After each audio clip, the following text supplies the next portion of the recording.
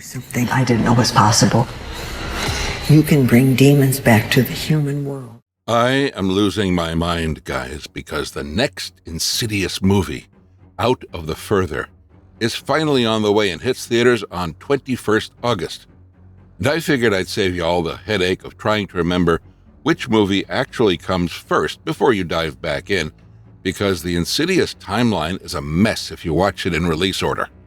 I got you guys, because in this video, we are following the films in chronological order of their main storylines, while also covering the important flashbacks that reach back to Elise Rainier's childhood and Dalton Lambert stepping back into the nightmare years later. By the end of this video, you'll know exactly how everything connects before the new movie arrives.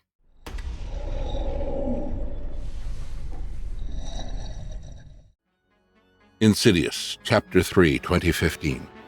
So, chronologically, this is the starting point of the Insidious story, even though it was the third movie to come out. It may not be as unsettling as the movies directed by James Wan, but I think it's the saddest of the bunch. The movie begins with Elise Rainier, a widow still grieving her late husband. She has left her psychic days behind and is living a lonely life. She wanders around in her house in a robe and sleeps with her husband's cardigan because it's the closest thing she has left to him. Nothing like the Elise we know and love yet. That's when Quinn Brenner, a teenage girl, shows up at her door.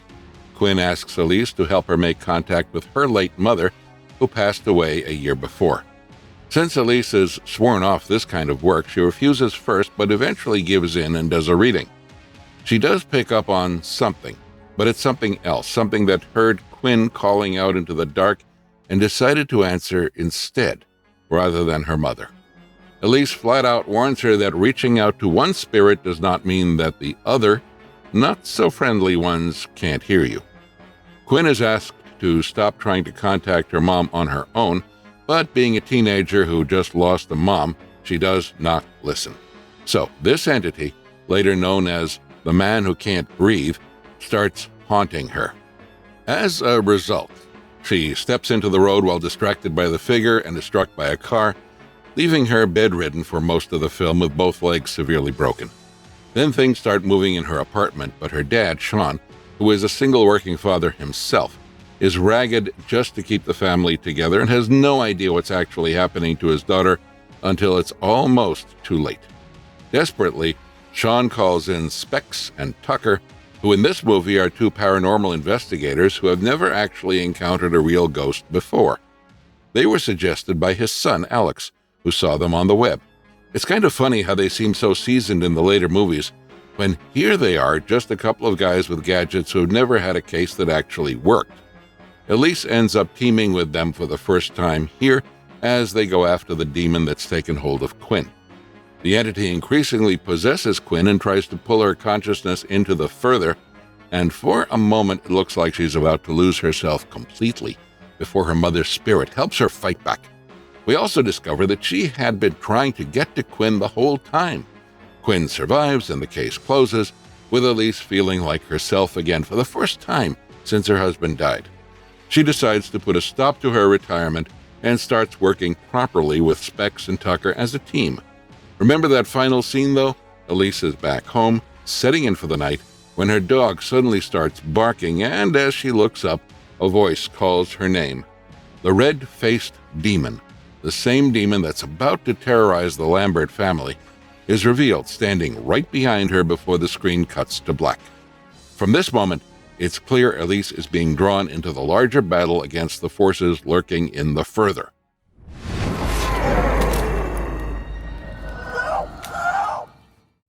Insidious, The Last Key, 2018.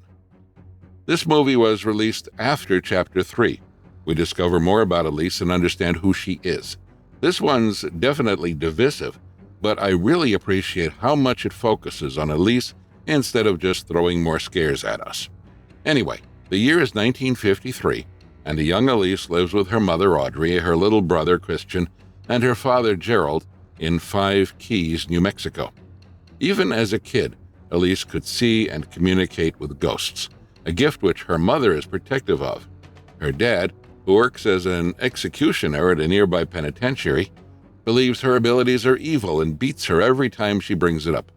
I guess he was trying to beat the gift out of her. He even abandoned her in the basement one night where, Elise being all alone, starts hearing whispers from a red door. She opens it and lets loose an entity called Keyface, who murders her mother soon after. Traumatized by everything that has happened, Elise runs away from home and leaves Christian behind, which would create years of guilt and resentment between the siblings. That's a very dark backstory, and it really puts Elise's character into context. In the present day, decades later, adult Elise gets a call from Ted Garza, who is the current owner of her childhood home, and he says that some paranormal activity is happening in that house, especially in her old bedroom. Elise agrees because she knows she has to confront her past and can't spend her whole life running from it. She goes back with Specs and Tucker, and they eventually discover a hidden room beneath the house where women had been abducted and imprisoned, making the supernatural horror even more disturbing by rooting it in real crimes. So, Gerald had been abducting women and holding them in the hidden room under the demon Keyface's influence, a horrific cycle that was later continued by Garza. Elise also reunites with Christian for the first time in years, but he's still furious that she left him alone with their father. The second half of the movie centers on rescuing Elise's niece, Melissa, while her sister Imogen discovers that she shares Elise's psychic gift. Elise receives help from her other niece, Imogen, who discovers that she has inherited the same psychic gift as Elise. They enter the Furthur to rescue Melissa, and while trapped there, Keyface forces Elise to relieve her childhood abuse and even tempts her to take revenge on her father, but she does not let hatred take over her, as that is what gives the demon power. Audrey's spirit returns to help defeat Keyface, and Melissa is saved. While escaping the Furthur, Elise, Imogen, and Melissa briefly open a door heading into Dalton Lambert's attic, unknowingly crossing paths with the events that will soon unfold in the first Insidious. The movie ends with Elise picking up a call from Lorraine Lambert, who asks her for help for her grandson, Dalton, and that's how the timeline hands us off directly into the story we all know as the first Insidious movie.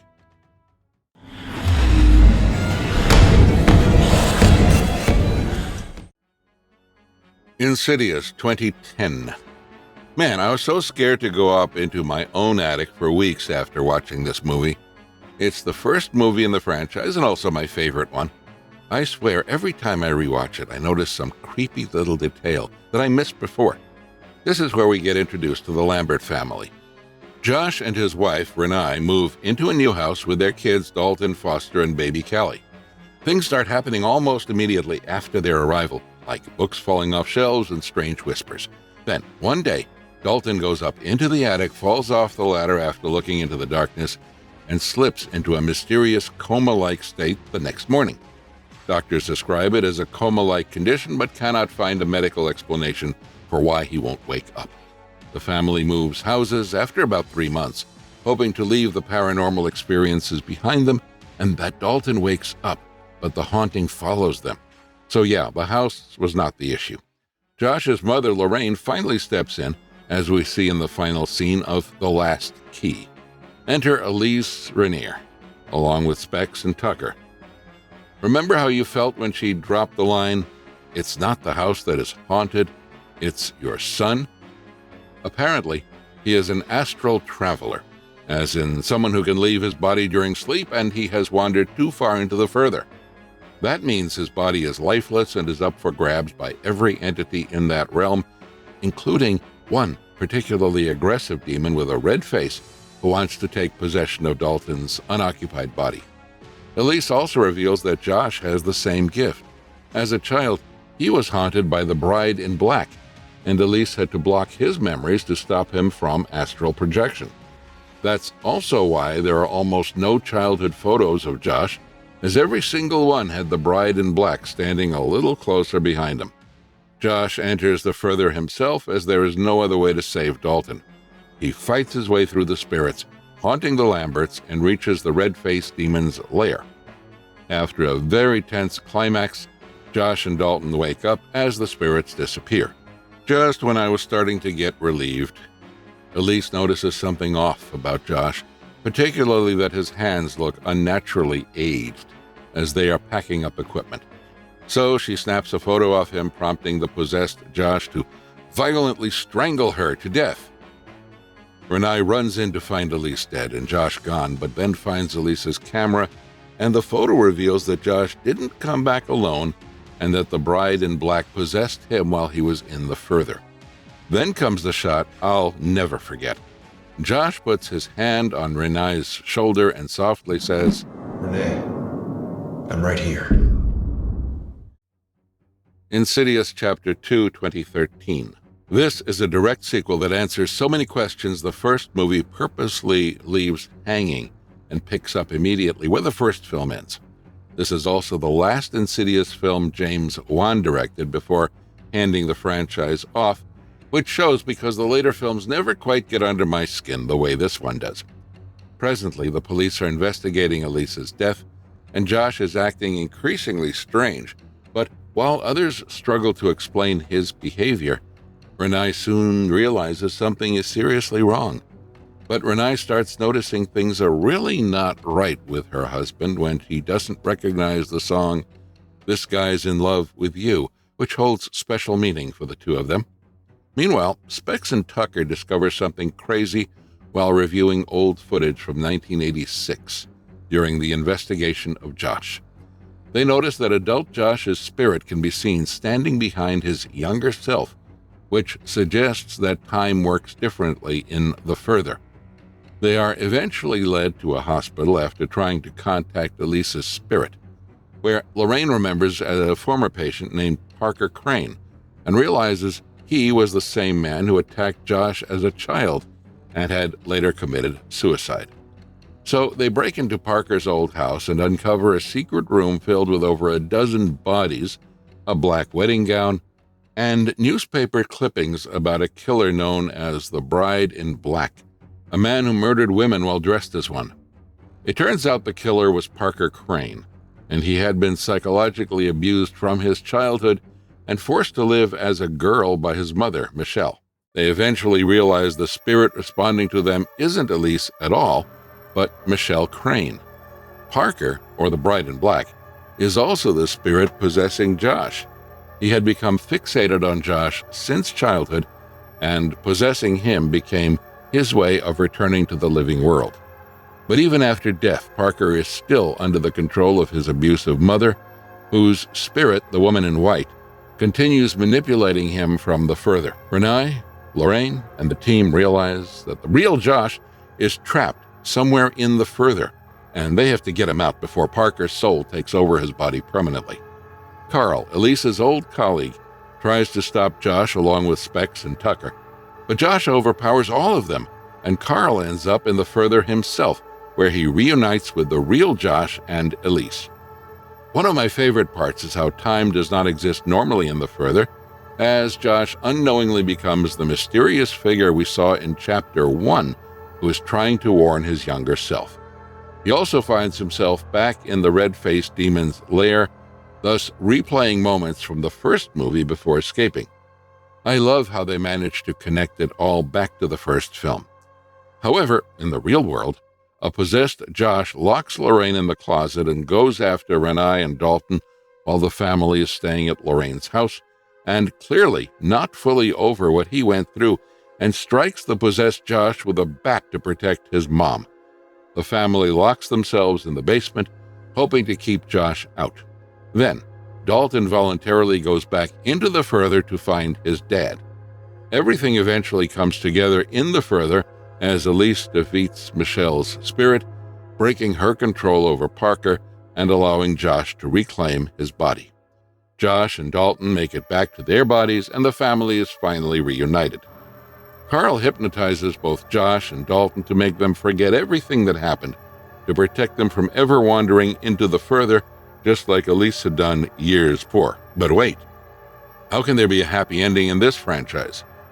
In the final scene, Specs and Tucker head to a new family's house where a girl named Allison has fallen into an unexplained coma-like state. Elise's spirit walks in and tries to speak to Allison, but suddenly gasps in horror as she sees something behind Allison and says, Oh my God.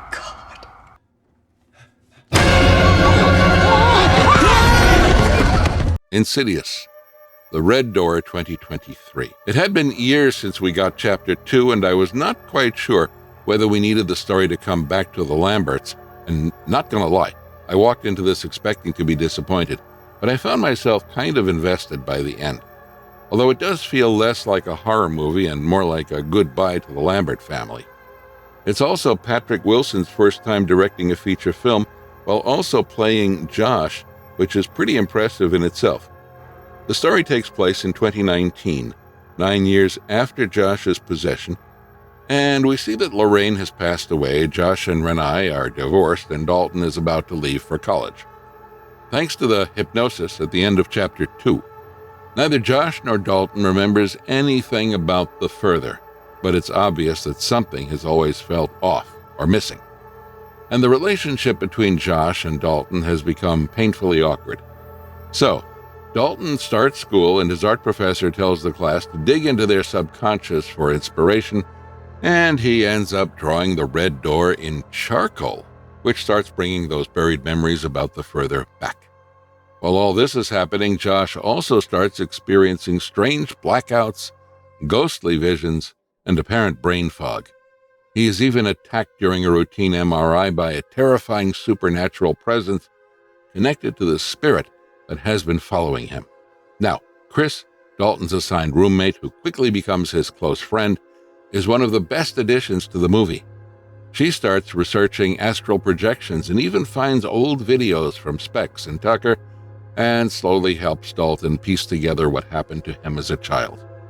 While Dalton keeps experimenting with astral projections, Josh also starts looking into his own forgotten past, and both of them begin to uncover the same truth from opposite ends. Josh also discovers that his father was Ben Burton, who suffered similar supernatural experiences, was institutionalized, and eventually died by suicide.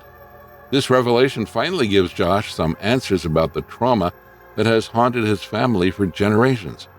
After speaking with Renai, Dalton realizes that the memories of his father attacking the family were actually memories of Parker Crane possessing Josh's body. But Dalton gets trapped in the Furthur by the red-faced demon. It also possesses his body in the real world and attacks Chris, putting her life in danger. Josh willingly returns to the Furthur one last time to save his son, and the two finally reunite after escaping the demon's lair. Josh stays behind and risks sacrificing himself by holding the red door shut so Dalton can make it back safely. But then the spirit of his father, Ben, appears and guides him back home. It's a touching moment that finally allows Ben to help save his son. Dalton paints over the red door in the real world, thus sealing it shut and trapping the demon behind it once again.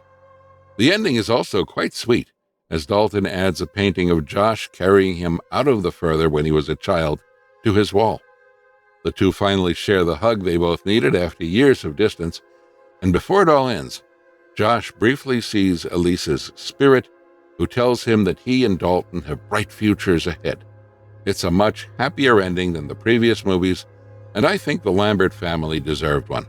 Oh, and if you stayed for the post-credits scene, you'll have caught the ceiling light above the now blacked-out red door turning back on by itself, which is probably the franchise's way of saying that whatever is behind that door might not be gone for good.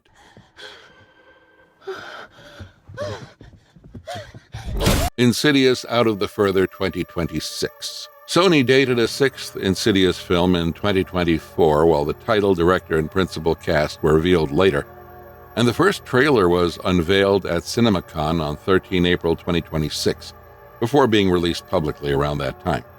Save the date, August 21. So, this film follows the Red Door as the sixth installment, but begins a new story centered on Gemma. But the Lamberts' story is done. Patrick Wilson and Rose Byrne have not been announced as returning cast members, and they have earned this break for real after everything Josh and Dalton have gone through. In this story, we are getting Amelia Eve as Gemma, who is raising her daughter in the house where she grew up. The trailer appears to show Gemma being pulled into the Furthur while treating a patient, which gives us that pretty effective dentist chair jump scare. Like I wasn't enough scared of dentists already? But wait, Gemma is different from literally every astral projector before her, as she can not only visit the Furthur but also drag ghosts or demons out of it and into our world. Elise warns her that whatever she brings back from the Furthur can cross into the real world. That one line is enough for me to know that this movie is not playing it safe. Brandon Perea, Maisie Richardson-Sellers, Sam Spruill, Island Austin, and Laura Gordon round out the new cast, with Jacob Chase, who also made Come Play, as both the director and the writer this time. And yes, our Lin Shaye is back as Elise, the backbone of this franchise. The trailer suggests Elise may communicate with Gemma through another person, drawing her into the new nightmare. They're definitely leaning back into those classic Insidious scares. That face slowly peeking around the corner really got me. The trailer also brings back Tiptoe Through the Tulips, recalling the original film. Because apparently this franchise refuses to let me enjoy that song ever again, but not complaining. So that's the full timeline, with now Out of the Furthur, the 6th film, picking up the mythology in a whole new direction. If this recap helped you feel ready for 21st August, do me a favor and press that like button and drop a comment telling me which Insidious movie scared you the most. And if you're new here, subscribe and hit that notification bell. See you.